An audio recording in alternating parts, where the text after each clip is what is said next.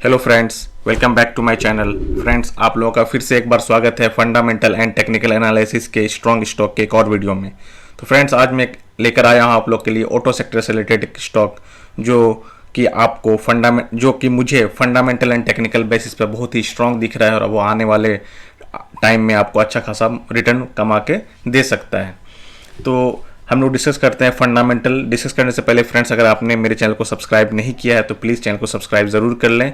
इससे मुझे मोटिवेशन मिलेगा और मैं इस तरह की वीडियो आप लोगों के लिए रेगुलर बेसिस पर लेकर आता रहूँगा। और मेरे टेलीग्राम चैनल को भी ज्वाइन कर लें। टेलीग्राम चैनल का लिंक यूट्यूब के डिस्क्रिप्शन बॉक्स में दिया हुआ है। वहाँ पर मैं डेली बेसिस पर स्विंग ट्रेडिंग और इंट्राडे ट्रेडिंग से रिलेटेड कुछ स्टॉक्स वहाँ सजेस्ट करता हूँ, तो आप उस स्टॉक को भी अपने ट्रेडिंग के लिए कंसिडर कर सकते हैं। तो चलिए फ्रेंड्स, हम लोग का फंडामेंटल डिस्कस करते हैं।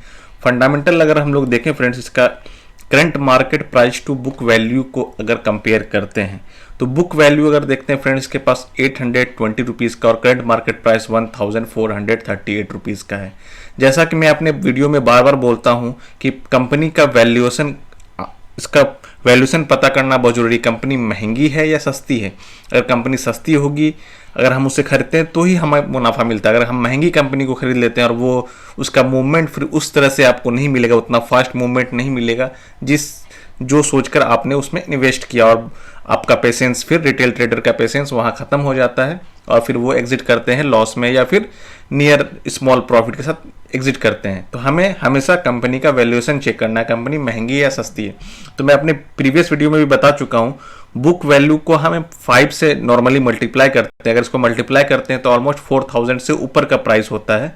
बट करंट मार्केट प्राइस अगर आप देखेंगे तो इसका 1438 रुपीज़ है, तो ये बता रहा है कि इसके पास कैपेबिलिटी है कि इसके पास आगे का बहुत बड़ा टारगेट है।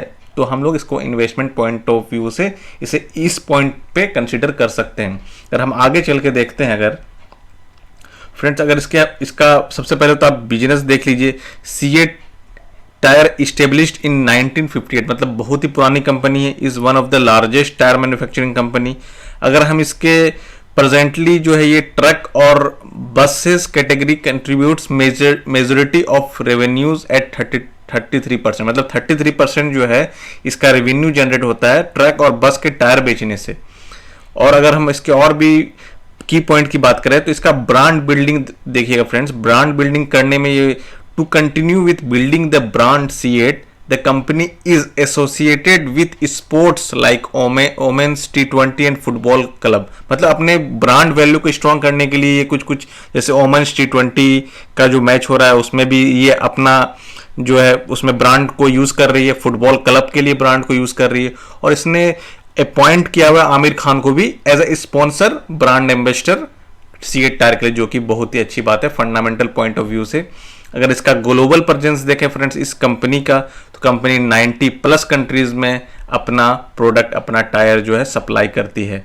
और अगर हम इसके इंडिया में इसकी बात करें friends, the company has established relationship with major OEMs means like Tata motor, Ashok Leyland, Scotts, Mahindra, Maruti, Hyundai, Kia, Volkswagen, Honda, Royal Enfield, Bajaj, Piaggio etcetera. Means जितने भी हमारे इंडिया में जो भी हमारे कंपनी है ऑटो सेक्टर से रिलेटेड, जितने भी company, two wheeler, four wheeler, देखिए ऑलमोस्ट सारे इसके पार्टनर है, सबको ये सप्लाई करती है अपना टायर। और क्वालिटी तो आप लोग जानते हैं फ्रेंड्स, क्वालिटी तो इसकी बहुत ही अच्छी होती है। और अगर हम इसके क्वार्टर रिजल्ट में आते हैं तो क्वार्टर रिजल्ट में फ्रेंड्स आपको दिखेगा कि इसके अगर लास्ट 2 क्वार्टर का ही हम लोग कंपेयर करते हैं, लास्ट 2 क्वार्टर में देखते हैं अगर इसके प्रीवियस क्वार्टर से, तो लास्ट 2 क्वार्टर में देखिए फ्रेंड्स 2221 दिसंबर 2021 में सेल हुआ है। मार्च 2021 में 2290 करोड़ का सेल हुआ है। जबकि प्रीवियस देखिएगा फ्रेंड्स इसके पास 1120, 1978। तो मतलब पिछले कभी भी 2000 करोड़ का सेल कभी भी नहीं हुआ, जो ये लास्ट 2 क्वार्टर में आपको देखने को मिल रहा है। अगर हम इसकी ऑपरेटिंग प्रॉफिट की भी बात करें फ्रेंड्स, तो आपको दिखेगा 328 करोड़ दिसंबर 2020 में, और मार्च 2021 में 261 करोड़। हाँ, थोड़ा कम हुआ है, बट अगर आप उसको एनुअली देखिएगा तो आपको वो अच्छा दिखेगा। अगर आप इसके प्रीवियस कंपेयर कीजिएगा तो 200 भी इसके पास 200 करोड़ का भी प्रॉफिट आपको 2019 तक तो आपको कहीं भी नहीं दिख रहा है 200 करोड़ का ही प्रॉफिट, जो कि अब ये ऑलमोस्ट 3 क्वार्टर से 200 से ऊपर ऑलमोस्ट 300 करोड़ का प्रॉफिट मेंटेन करने में कायम है, जो कि बहुत ही अच्छी बात है फंडामेंटल पॉइंट ऑफ व्यू से। और अगर इसका अर्निंग पर ईपीएस भी देखें, अर्निंग पर शेयर, तो ये भी आपको दिखेगा कि हर लास्ट 2 क्वार्टर में ये इंक्रीज हुआ है। तो ये भी फंडामेंटल पॉइंट ऑफ व्यू से बहुत ही अच्छी बात है। अगर हम इसके एनुअल प्रॉफिट एंड लॉस की बात करें, एनुअल प्रॉफिट एंड लॉस, अगर हम सेल की बात करें फ्रेंड्स, तो इसका सेल देखिएगा आप लास्ट ईयर के मुकाबले इस ईयर में बहुत ही अच्छा खासा इंक्रीमेंट हुआ। लास्ट ईयर जो है 6,779 करोड़ का सेल हुआ था, जो कि अब बढ़कर 7,610 करोड़ का हो गया है। अगर हम इसकी ऑपरेटिंग प्रॉफिट की बात करें फ्रेंड्स, तो ऑपरेटिंग प्रॉफिट में भी काफ़ी इजाफा हुआ है। लास्ट ईयर इसके पास प्रॉफिट 723 करोड़ का था, जो कि अब बढ़कर 983 करोड़ का हो गया, जो कि बहुत ही अच्छी बात है। 900 करोड़ का प्रॉफिट आज तक कभी भी इस कंपनी को नहीं हुआ, अगर 2010 से हम लोग इसको कंपेयर करें, जो कि अभी आपको दिख रहा है, जो कि बहुत ही अच्छी बात है। और अगर हम इसके अर्निंग पर शेयर की बात करें फ्रेंड्स, तो इसका अर्निंग पर शेयर मार्च 2020 में 57.17 था, जो कि अब बढ़कर ऑलमोस्ट फ्रेंड्स डबल हो गया, जो कि ऐसा कोई भी कंपनी आपको इतना अच्छा ईपीएस नहीं दिखाएगा जो कि ये कंपनी दिखा रहा है। ऑलमोस्ट 106.81 हो गया है, जो कि ऑलमोस्ट डबल हो गया है।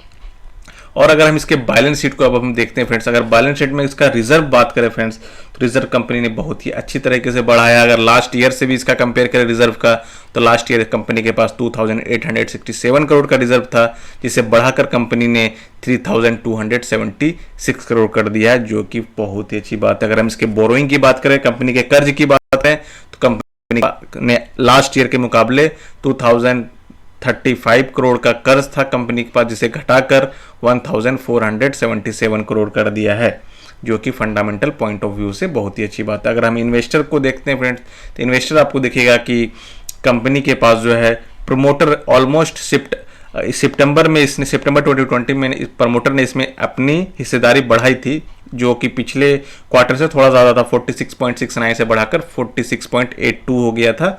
और अभी तक कांस्टेंट रखा है प्रमोटर ने, इसे कोई भी एग्जिट नहीं किया। और अगर एफआईआईज की बात करें, तो एफआईआईज ने लास्ट 3 क्वार्टर में फ्रेंड्स ऑलवेज इंक्रीमेंट किया अपने फंड का, 23.69 से 24.50, उसके बाद 24.50 से 26.97, जो कि फंडामेंटल पॉइंट ऑफ व्यू से बहुत ही अच्छी बात। फॉरेन इन्वेस्टर ने इसमें इन्वेस्टमेंट बढ़ाई है, प्रमोटर का हिस्सेदारी कांस्टेंट है, इसने कुछ भी एग्जिट नहीं किया, बल्कि लास्ट 3 क्वार्टर में अपने प्रमोटर ने अपनी हिस्सेदारी बढ़ाई है।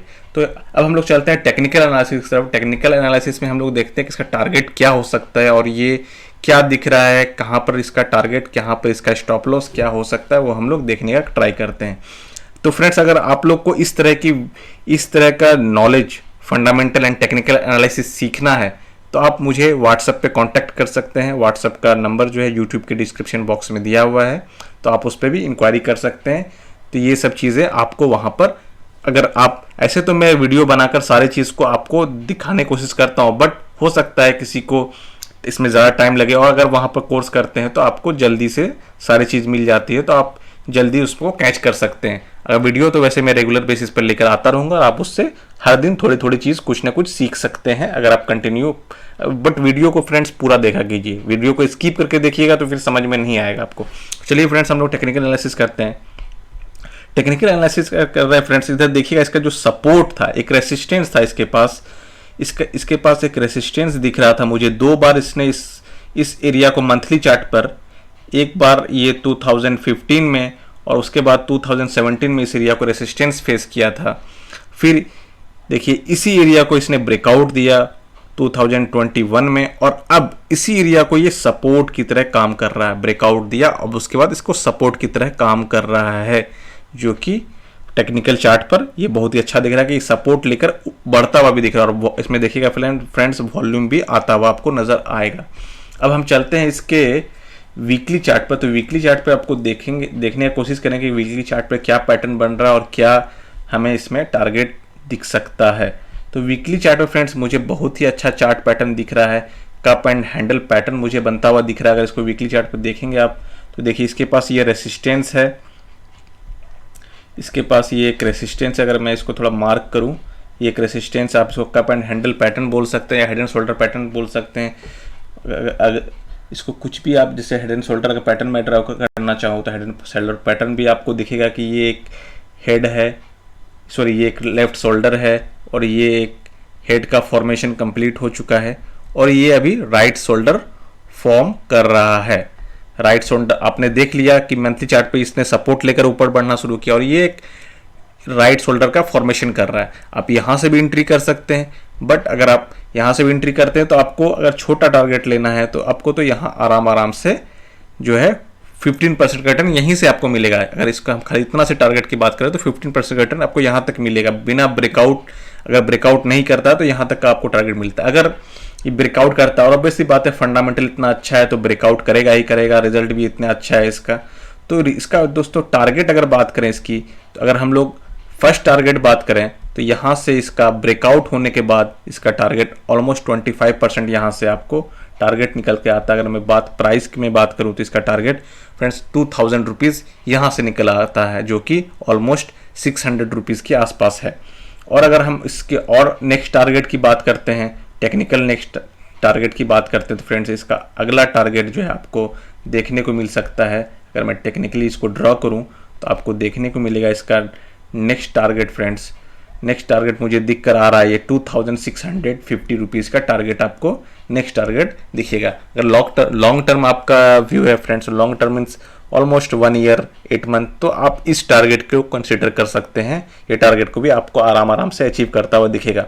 अगर शॉर्ट टर्म का आपका व्यू है तो आप 2000 रुपीज़ के टारगेट के लिए भी इसको अपने पोर्टफोलियो में ऐड कर सकते हैं, क्योंकि 2000 के पास इसका एक रेसिस्टेंस यहाँ पे दिख रहा है। सेम टेक्निकली भी यहाँ पे एक रेसिस्टेंस दिख रहा है और हम टेक्निकली जब टारगेट निकाले तो ये भी इसी पॉइंट पर आ रहा है। तो ये पहले यहाँ से इस पॉइंट तक आएगा, उसको ब्रेक आउट करेगा तो फिर इस पॉइंट पर आएगा 2000 के आसपास, 2000 को ब्रेक करेगा तो इसके पास नेक्स्ट टारगेट निकल के आता है फ्रेंड्स 2676 रुपीज़ का। तो ये टेक्निकल एनालिसिस के हिसाब से इसका टारगेट ये निकल के आ रहा है। तो ठीक है फ्रेंड्स, अगर आपको मेरे चैनल का कंटेंट पसंद आता है तो प्लीज़ चैनल को लाइक और सब्सक्राइब ज़रूर करें। तब फिर मिलते हैं हम लोग नेक्स्ट वीडियो में, तब तक के लिए टेक केयर, बाय बाय।